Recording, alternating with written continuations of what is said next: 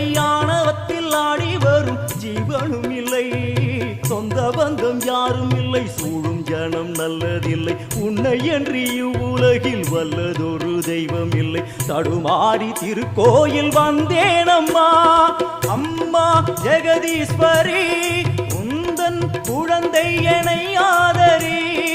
அம்மா ஜெகதீஸ்வரி, உந்தன் குழந்தை என்னை ஆதரி. நீ வந்து தாயாக என்னை தாங்கணும், உன் மடி மீது தலை வைத்து நான் ஏங்கணும்.